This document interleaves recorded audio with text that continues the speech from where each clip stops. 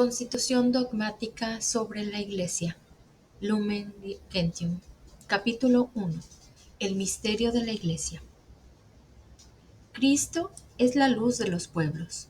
Por ello, este sacrosanto sínodo, reunido en el Espíritu Santo, desea ardientemente iluminar a todos los hombres, anunciando el Evangelio a toda criatura. Marcos 16:15. Con la claridad de Cristo, que resplandece sobre la faz de la Iglesia, y porque la Iglesia es en Cristo como un sacramento, o sea, signo e instrumento de la unión íntima con Dios y de la unidad de todo género humano. Ella se propone presentar a sus fieles y a todo el mundo con mayor precisión su naturaleza y su misión universal, abundando en la doctrina de los concilios precedentes. Las condiciones de nuestra época hacen más urgente este deber de la Iglesia, a saber, el que todos los hombres, que hoy están más íntimamente unidos por múltiples vínculos sociales, técnicos y culturales, consigan también la plena unidad en Cristo. El Padre Eterno, por una disposición libérrima y arcana de su sabiduría y bondad, creó todo el universo, decretó elevar a los hombres a participar de la vida divina, y como ellos hubieran pecado en Adán, no los abandonó, antes bien les dispensó siempre los auxilios para la salvación, en atención a Cristo Redentor, que es la imagen de Dios invisible, primogénito de toda criatura. Colosenses 1:15. A todos los elegidos, el Padre, antes de todos los siglos, los conoció de antemano y los predestinó a ser conformes con la imagen de su Hijo, para que éste sea el primogénito de entre muchos hermanos. Romanos 8:29. Y estableció convocar a quienes creen en Cristo en la Santa Iglesia, que ya fue prefigurada desde el origen del mundo, preparada admirablemente en la historia del pueblo de Israel y en la antigua alianza, constituida en los tiempos definitivos, manifestada por la efusión del Espíritu y que se consumará gloriosamente al final de los tiempos. Entonces, como se lee en los Santos Padres, todos los justos desde Adán, desde el justo Abel hasta el último elegido, serán congregados en una iglesia universal en la casa del Padre. Vino, por tanto, el Hijo, enviado por el Padre, quien nos eligió Él antes de la creación del mundo y nos predestinó a ser hijos adoptivos, porque se complació en restaurar en Él todas las cosas. Así pues, Cristo, en cumplimiento de la voluntad del Padre, inauguró en la tierra el reino de los cielos, nos reveló su misterio y con su obediencia realizó la redención. La Iglesia o reino de Cristo, presente actualmente en misterio por el poder de Dios, crece visiblemente en el mundo.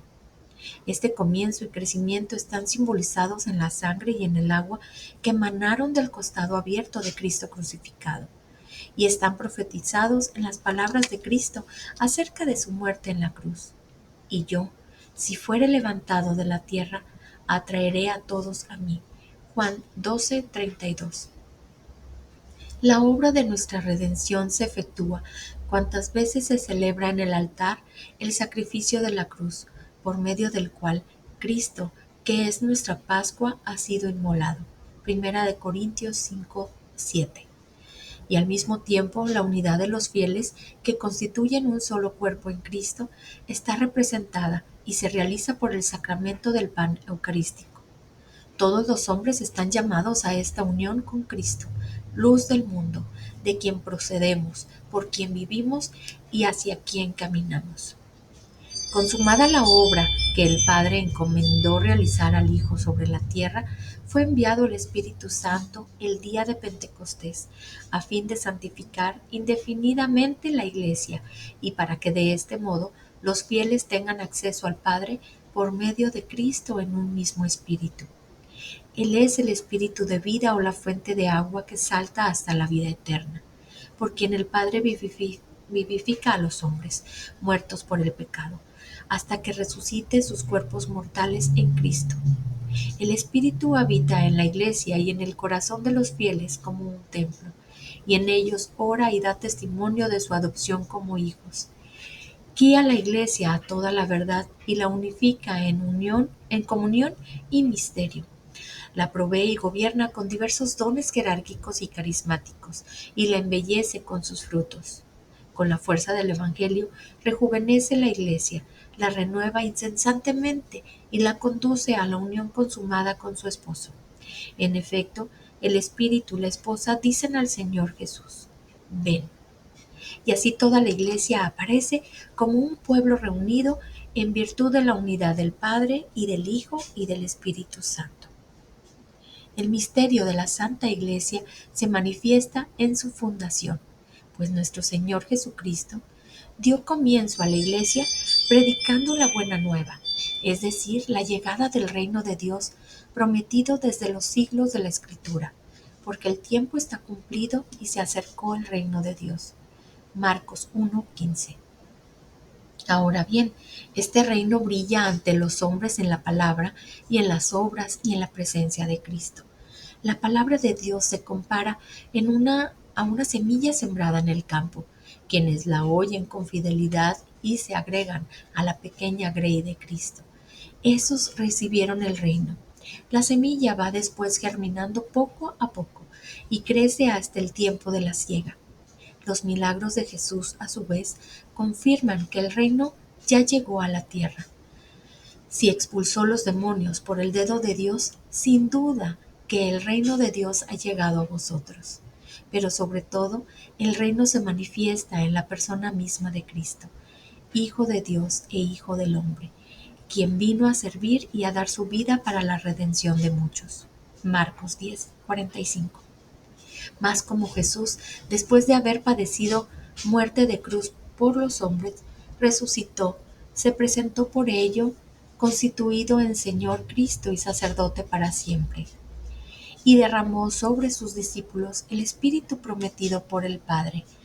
Por esto la Iglesia, enriquecida con los dones de su fundador y observando fielmente sus preceptos de caridad, humildad y abnegación, recibe la misión de anunciar el reino de Cristo y de Dios e instaurarlo en todos los pueblos, y constituye en la tierra el germen y el principio de ese reino.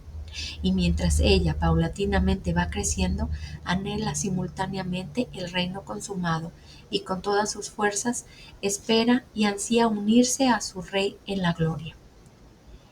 Del mismo modo en que el Antiguo Testamento, la revelación del reino se propone frecuentemente en figuras, así ahora la naturaleza íntima de la Iglesia se nos manifiesta también mediante diversas imágenes tomadas de la vida pastoril, de la agricultura, de la edificación, como también de la familia y de los esponsales, las cuales están ya insinuadas en los libros de los profetas. Así la Iglesia es un redil, cuya única y obligada puerta es Cristo. Es también una grey de la que el mismo Dios se profetizó pastor, y cuyas ovejas, aunque conducidas ciertamente por pastores humanos, son, no obstante, guiadas y alimentadas continuamente por el mismo Cristo, buen pastor y príncipe de los pastores, que dio su vida por las ovejas. La Iglesia es labranza o arada de Dios. En ese campo crece el vetusto olivo, cuya raíz santa fueron los patriarcas, y en el cual se realizó y concluirá la reconciliación de los judíos y gentiles.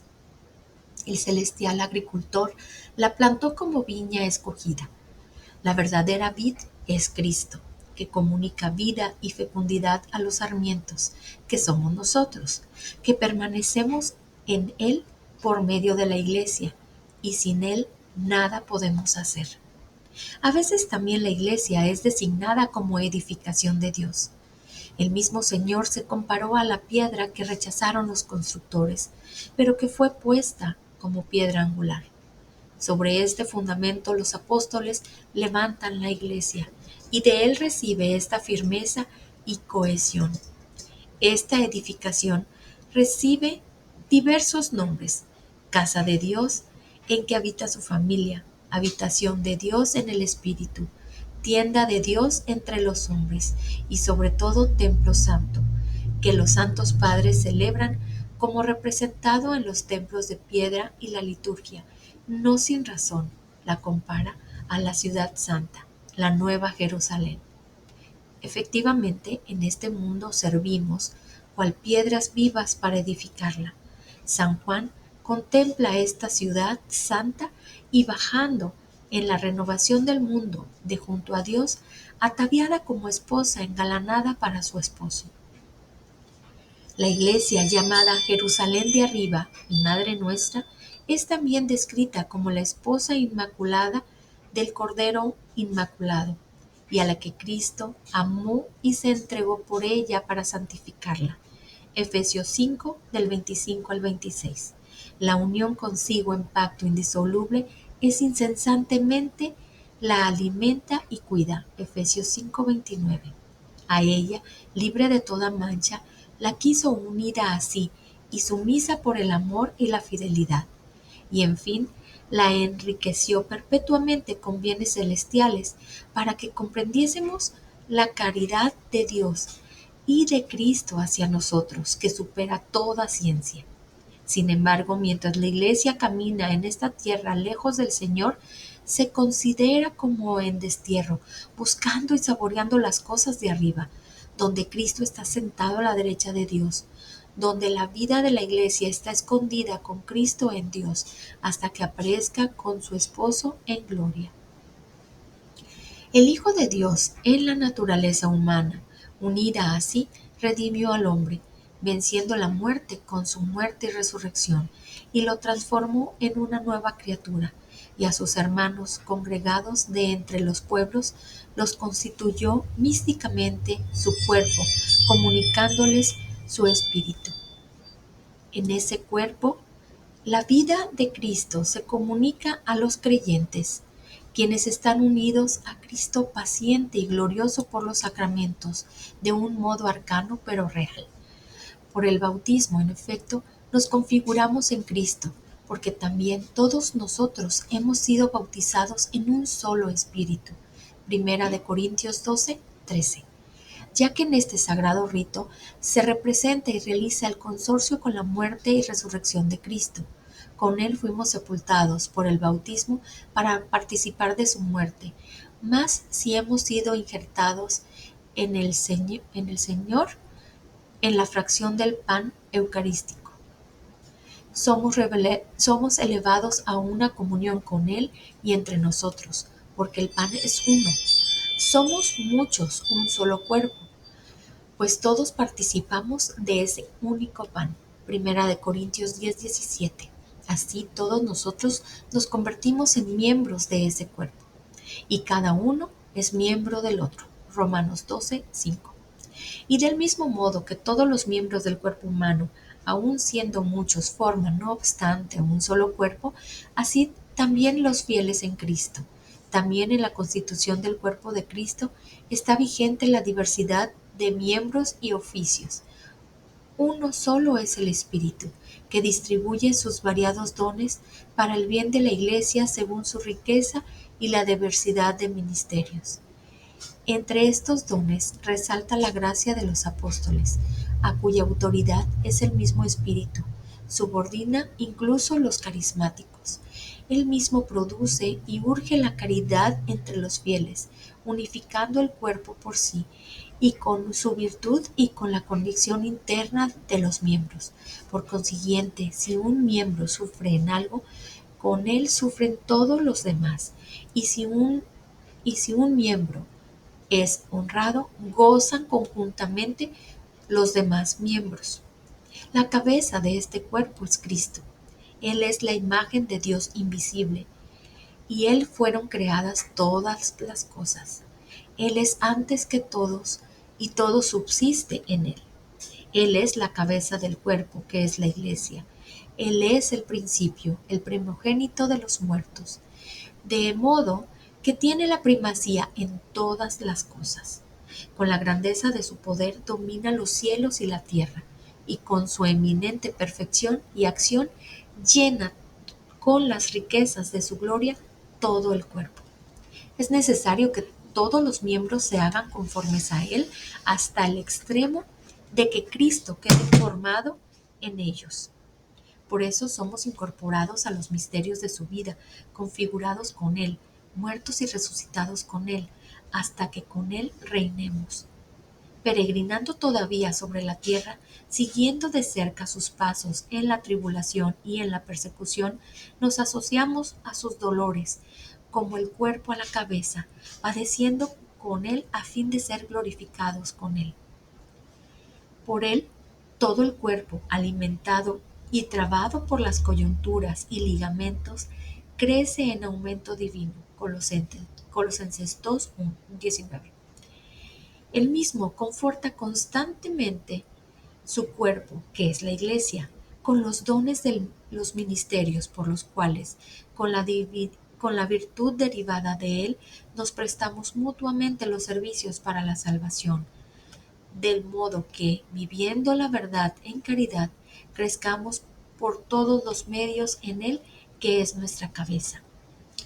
Y para que nos renováramos incesantemente en Él, nos concedió participar de su Espíritu, quien siendo uno solo en la cabeza y en los miembros, de tal modo vivifica todo el cuerpo, lo une y lo mueve, que su oficio pudo ser comparado con los santos padres con la función de ejercer el principio de vida o el alma en el cuerpo humano.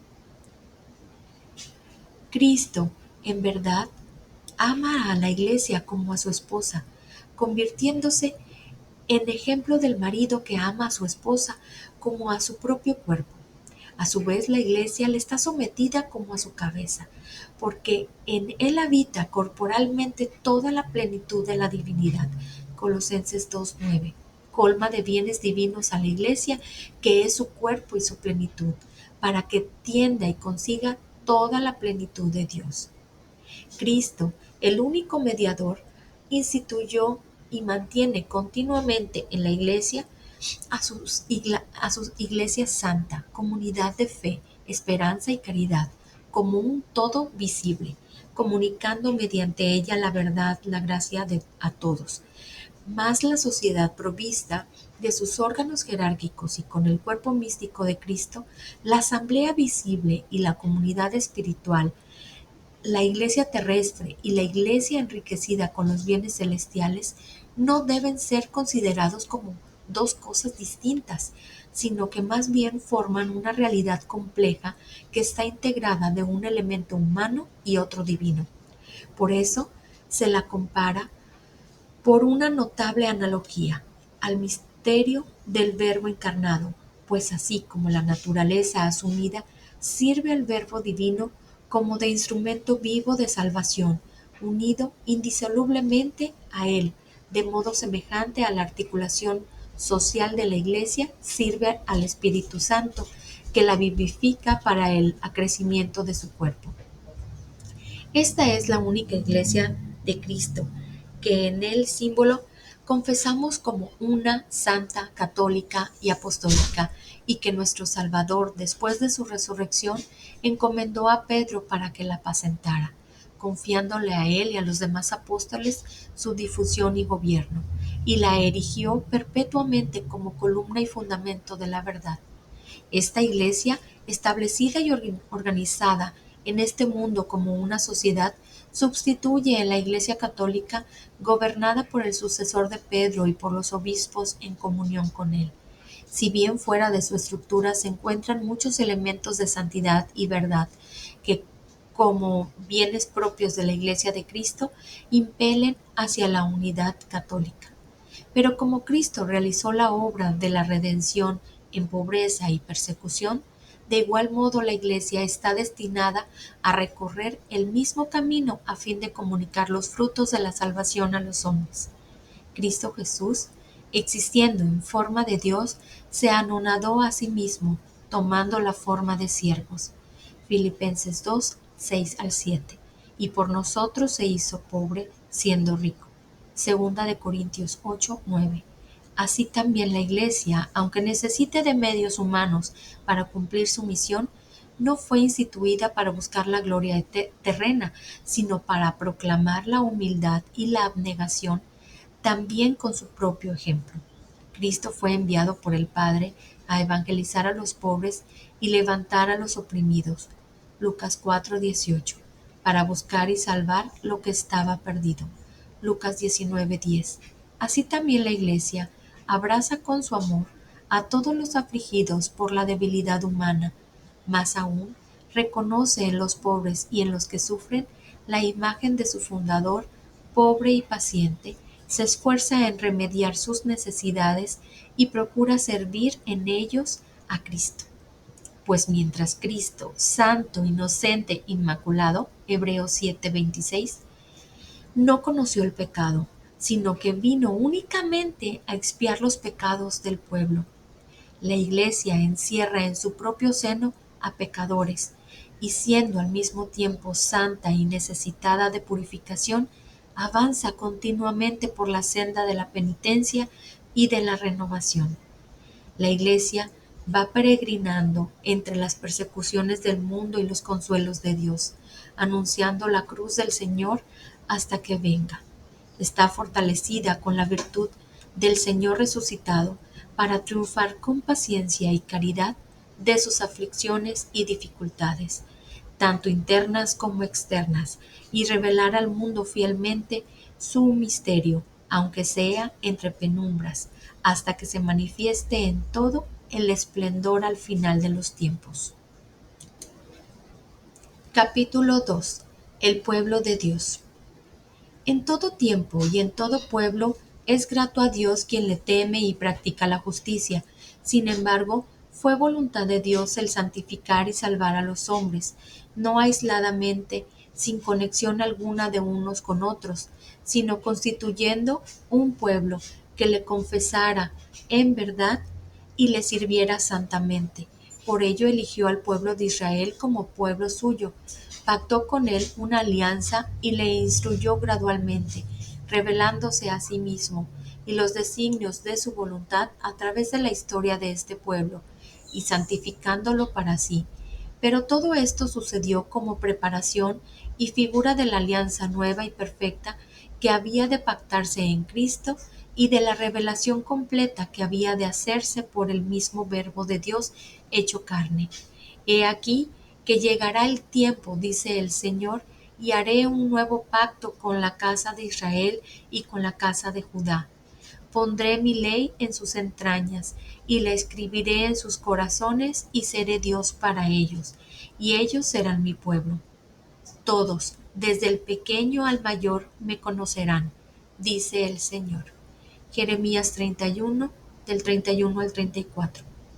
Ese pacto nuevo, a saber, el Nuevo Testamento en su sangre, lo estableció Cristo convocando un pueblo de judíos y gentiles que se unificara no según la carne, sino en el Espíritu, y constituyera el nuevo pueblo de Dios, pues quienes creen en Cristo, renacidos no de un germen corruptible, sino de uno incorruptible, mediante la palabra de Dios vivo, no de la carne, sino del agua y del Espíritu Santo, pasan finalmente a constituir un linaje escogido, sacerdocio regio, nación santa, pueblo de adquisición, que en un tiempo no era pueblo y ahora es pueblo de Dios.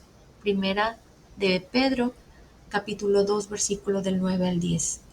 Este pueblo mesiánico tiene por cabeza a Cristo, que fue entregado por nuestros pecados y resucitó para nuestra salvación. Romanos 4:25. Y teniendo ahora un nombre que está sobre todo nombre, reina gloriosamente en los cielos. La condición de este pueblo es la dignidad y la libertad de los hijos de Dios, en cuyos corazones habita el Espíritu Santo como un templo. Tiene por ley el nuevo mandato de amar como Él mismo Cristo nos amó a nosotros, y tiene en último lugar como fin el dilatar más y más el reino de Dios, incoado por el mismo Dios en la tierra, hasta que al final de los tiempos Él mismo también lo consume, cuando se manifieste Cristo, vida nuestra, y la misma criatura sea libertada de la servidumbre de la corrupción para participar en la libertad de los hijos de Dios. Romanos 8:21. Este pueblo mesiánico, por consiguiente, aunque no incluya a todos los hombres, actualmente y con frecuencia parezca una grey pequeña, es, sin embargo, para todo el género humano, un germen segurísimo de unidad, de esperanza y de salvación. Cristo, que lo constituyó para ser comunión de vida, de caridad y de verdad, se sirve también de él como instrumento de la redención universal y lo envía a todo el universo como luz del mundo y sal de la tierra. Así como el pueblo de Israel, según la carne, peregrinando por el desierto, se le designa ya como iglesia, así el nuevo Israel, caminando en el tiempo presente, busca la ciudad futura y perenne. También es designado como iglesia de Cristo, porque fue Él quien la adquirió con su sangre, la llenó de su espíritu y la dotó de los medios apropiados de unión visible y social.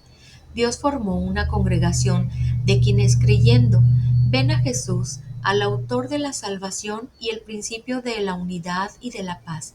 La constituyó iglesia a fin de que fuera para todos y cada uno el sacramento visible de esta unidad salutífera, debiendo difundirse en todo el mundo, entra, por consiguiente, en la historia de la humanidad, si bien trasciende los tiempos y las fronteras de los pueblos.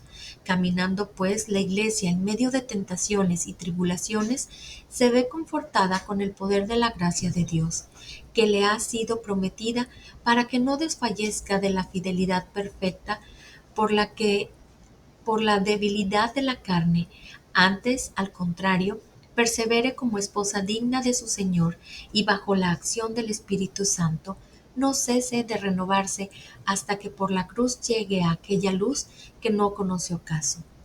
Cristo, Señor, pontífice, tomando de entre los hombres de su nuevo pueblo, hizo un reino de y sacerdotes para Dios, su Padre. Los bautizados, en efecto, son consagrados por la regeneración y la unción del Espíritu Santo como casa espiritual y sacerdocio santo, para que por medio de toda obra del hombre cristiano ofrezcan sacrificios espirituales y anuncien el poder de aquel que los llamó a las tinieblas y a su admirable luz. Por ello, todos los discípulos de Cristo, perseverando en la oración y alabando juntos a Dios, ofrézcanse a sí mismos como hostia viva, santa y grata a Dios, y den testimonio por doquiera de Cristo, y a quienes lo pidan, den también razón de la esperanza de la vida eterna que hay en ellos. El sacerdocio común de los fieles y el sacerdocio ministerial o jerárquico, aunque diferentes esencialmente y no sólo en grado, se ordenan, sin embargo, el uno al otro, pues ambos participan a su manera del único sacerdocio de Cristo, el sacerdocio ministerial, por la potestad sagrada de que goza y forme y dirige el pueblo sacerdotal. Confecciona el sacrificio eucarístico en la persona de Cristo y lo ofrece en nombre de todo el pueblo a Dios. Los fieles, en cambio, en virtud de su sacerdocio regio, concurren a la ofrenda de la Eucaristía y lo ejercen en la recepción de los sacramentos, en la oración y acción de gracias, mediante el testimonio de una vida santa en la abnegación y caridad operante.